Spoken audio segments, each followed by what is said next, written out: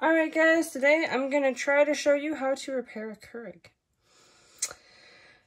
So we had a power surge, or not a power surge, our power was out for almost 2 days, and I went to try the coffee maker for the first time today, and you know what? It did turn on. I went to brew a cup of coffee, and then it shut off, and it would not turn back on. I had it plugged in, actually making this piece after fixing it, because I wasn't so sure I could get it to work. I watched a ton of YouTube videos on it, and most were not helpful. But I would hit this button here, and nothing would happen. That's the on button. And I was like, shoot.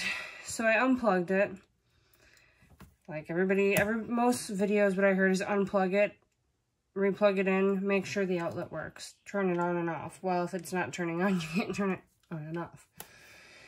So, yep, test your plug-in, make sure your plug-in didn't go out, which that was the first thing I did, because I thought, hey, maybe it flipped a break or whatever. So I plugged my cell phone charger into this guy, and it was not the outlet. It worked fine. I ended up holding this button, the on button, down for 30 seconds. It did nothing. I held the on button down while trying to push these buttons. That did nothing. And you guys can try all these things also, because the last thing I'm going to show you is actually the most difficult. So I would try all these first. So after you do that, then the other one was take out the water tank, unplug it, leave it for 30 minutes, and then try putting it back in, plugging it in, turning it on, and see if that does it. I was really hoping for that one, and that did not do it either. So, another one, they say, is you can try, it could have a clog, and that could be not allowing it to turn on, and you stick a little pokey thing in each one of these 3 holes in the, it's called a stabber, the thing that punctures your K-cup.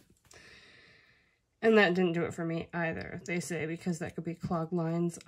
That wasn't it. So next, I'm going to show you what I did. And for this, you'll need a flathead screwdriver and something small and sharp, like that has a little pokey end, a tiny little end, like maybe a, what I used is a, wooden shish kebab stick. And that worked. So kind of something small like that and fairly long so you can reach it. And I'll show you how I did that. So if all of that fails, I'm going to show you what you can do to, last but not least, get at it. So what I did, I actually found this advice. I watched tons of different videos and did some research. Unfortunately, the video I found that did help, he didn't show you how to take this apart, so I just kind of thought, hey, flathead screwdriver, that worked. The problem is I broke this piece off. It's not essential, it just won't look as pretty, and it's down in there. So I'm going to show you guys what you're going to want to, what your aim is to get it back working. Actually, what the issue was for mine. Can you still see? It's gotta be closer, it's dark. So I got my handy flashlight holder right here. Yeah, move them in a little closer. There you go. There we go. Just the angle's hard. Yeah. There you go, like that maybe? It's hard to really, where is he? Oh, there we go. See that little white circular thing, guys? It's illuminated, it's right behind that tube. And it's got metal on both sides. See how it has that tiny little circle in it? You want to push something small and sharp in there. I ended up actually using, a toothpick. Yeah, a shish kebab. And what that is, that funny little white circular, or that white circular little plastic piece. See where that red cable is coming off of? Of course, unplug this before you do it or you're going to probably get zapped. That is the heater. So the problem is if your unit overheats, which is what happened to mine, is that it won't work. So what you want to do is you want to shove something in that little hole in that round white thing that the red cable is coming off of. And that should get her to work, because it did for me. I just shoved her, actually before even starting making this video, I wasn't going to post it if it didn't work, but it did. So now just to put this back together, I plugged it in and it turned on. So there we have it. That might be your lifesaver if that's what's going on. We have a Keurig, I believe it's a compact. Every Keurig, the video I saw was this big fancy Keurig, so every Keurig does have that. It's a safety feature, and it's supposed to, when it cools back down, fix itself, but in the Keurigs, it does not.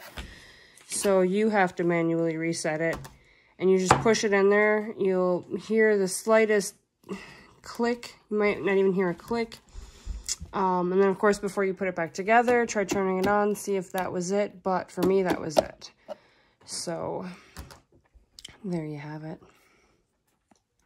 So, I hope one of those methods worked for you. The last one did work for me. It turns on. Now the true test is to just see, will it brew?